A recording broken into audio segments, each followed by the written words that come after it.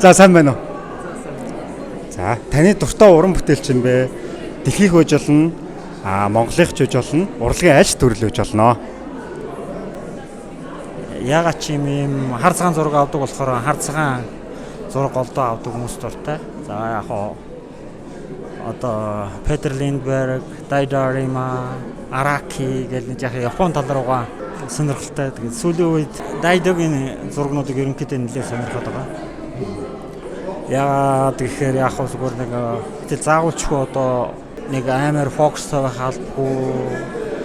Тэгээд нэг талаараа нэг авч байгаа арга барил нь нөгөө амар олон зурагнаас янз бүрийн одоо гоё сэдв гаргах байр одоо бараг жил хичнээн жил одоо 80 гарсан ч гэсэн одоо хүртэл годомжоор ингээд яваад зураг аваад байнгын өдөр болгон зураг авчиадаг. Тэгээд авч байгаа арга барил нь болохоор яг зүгээр одоо олон зурагнаас одоо чанартай хэдэн зураг гаргах гэсэн тийм л одоо философитой гэх юм уу. Тэгээд өөрийнх нь одоо философи нь заавалчгүй одоо үзэсгэлэн гарахтаа гол нь биш. Хамгийн гол нь ном гарахтаа гол нь гэсэн тийм философитой. Яг одоо бодоод байгаа тэр цаатлахын зургийнх нь философи аягүй тийм сонио. Тийм учраас бас таалагдаад байгаа. Миний бодож байгаагаар нөгөө юу биш үү юу? Нөгөө шагаавчаараа харахгүй шууд ингэ зураг аваад тийм ерөөсөө шууд ингээл яваад байгаа. Ингээл зураг аваад гудамжинд ерөөсөө алгаж явж байгаа шагаавчаараа харахгүй. Энэ гол юугаар ингээл бичээд байдаг.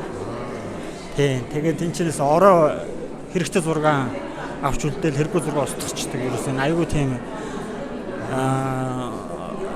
тийм easy ажилт юм билээ. Ер нь бид нар чинь бүх зураг ингээл хадгалаад ардаад өргөөлээд тэгэнгүүт ерөөсөө За хоёр дахь асуулт.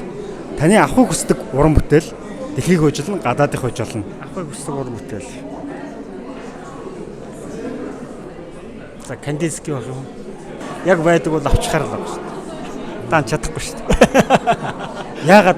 Яагаад Кандинскийг авах? Кандинский яагаад импрессионист гэдэг одоо бид нар ч хамгийн эхний одоо том төлөөлөгчийн нэг шүү дээ.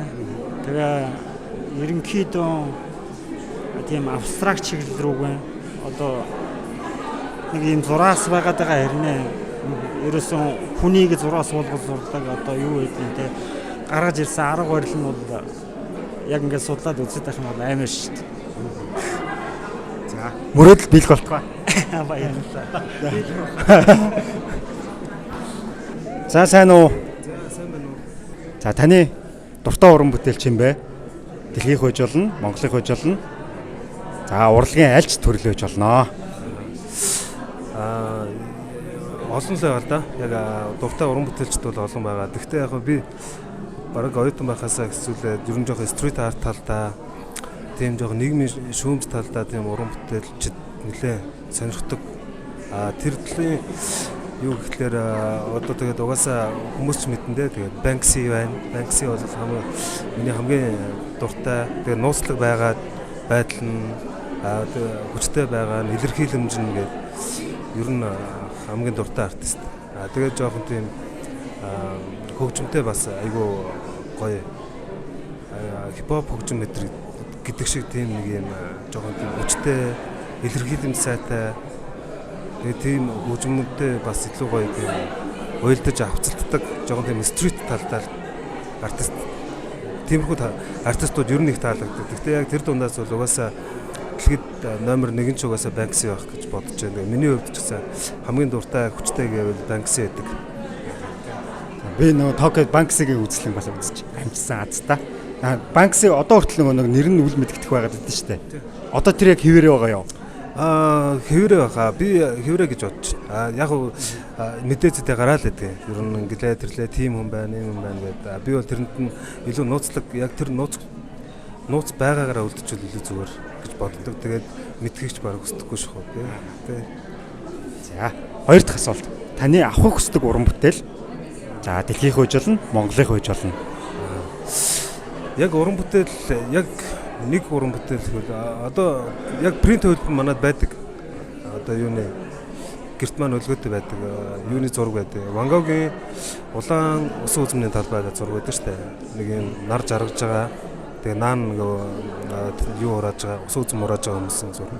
Тэр зураг байвал илүү зүгээр гэж бодож байна. Тэмцэлтэй. Копи нь байд юм уу те? Копирайт нь байдаг тийм. Принт хөлбөр нь. Монголоо оригинал нь байвал. Оргин байвал гоё ш. Тэр чинь угаасаа тэр зурнаас авсан мэдрэмж нь өөрөө айгүй гоё л доо. Яг ингээд тайлбарлахаа аргагүй гэх юм уу тэр бичлэлт. Би тэрийг нөгөө 3 дугаар курст байхдаа курсын ажил хийхдээ нөгөө өнгөний судалгаа хийж яг тэр зурганы нөгөө тэр өнгийг судалж байсан хэрэг. Тэгэхээр тэр зураг бол яг тэр үед судалж яснараа л одоо хүртэл ингээд бас айгүй гоёороо байдаг. Бичлэлт нанд гоё шүү дээ бас мастер шүү дээ. За мөрөөдөл биелэх болтугай. Биелүүлэн дээ. За орой минь танаас 2 асуулт асууд. Эхний асуулт нь болохоор таны хамгийн дуртай артист хэм бэ? Гадаадын, дотоодын, тэгээд дээрс нь урлагийн айлч төрлөө гэж болно. За яг тодтогоо бас яг хэлчих биш хэд хэдэн уран бүтээлч бас анзаарч хардаг л да. Тэгвэл хамгийн түрүүнд таны толгойд хэнийх нь нэр орж ирж байна?